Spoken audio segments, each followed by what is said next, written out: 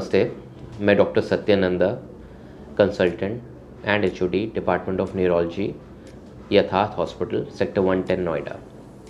मैं आज डिस्कस करूंगा गोल्डन पीरियड इन स्ट्रोक के बारे में। ये गोल्डन पीरियड स्ट्रोक में क्या होता है?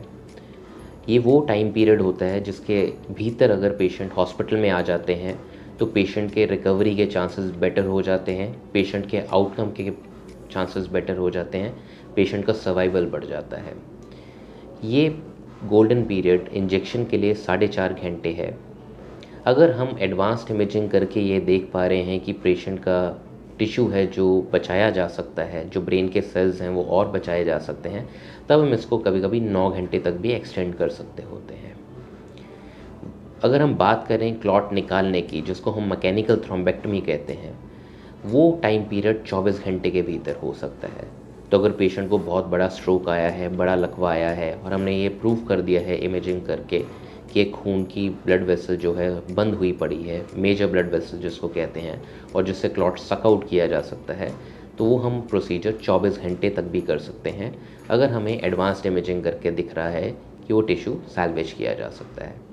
तो कुल मिला के गोल्डन पीरियड स्ट्रोक के लिए 24 आवर्स तक वैलिड रहता है।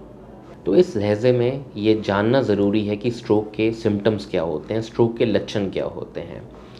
अगर आप अपने नियर एंड डियर वंस को या अपने आसपास किसी को देखते हैं कि एक तरफ का कमज़ोरी आ गया है, या मुंह टेढ़ा हो रहा है, या फिर बोलने में दिक्कत हो रही है, या फिर पेशेंट बता रहे हैं कि बहुत तेज़ से चक्कर आ रहा है जो रुक नहीं रहा है, या फिर एक तरफ की चीज़ें नहीं दिखाई दे रही हैं, या नाम नहीं बता पा रहे हैं पेशेंट, तो इस कंडीशन में आपको तुरंत हॉस्पिटल में लेकर आना चाहिए। ये स्ट्रोक के सिम्टम हो सकते हैं। इसके लिए कोई इमरजेंसी ट्रीटमेंट आप नहीं दे सकते हैं घर पे, जब तक हम ब्रेन इमेजिंग करके ये प्रूव ना कर दें कि ये क्लॉटिंग है ब्रेन में या ब्रेन में हेमरेज हुआ है, तब तक कोई दवाई देना रेकमेंडेड नहीं होता है। तो इसलिए अगर आप ऐसा कोई भी सिम्टम अपने नियर एंड डियर वंस में रिकग्नाइज़ करते हैं तो आपको हॉस्पिटल तुरंत से तुरंत लेकर आना चाहिए।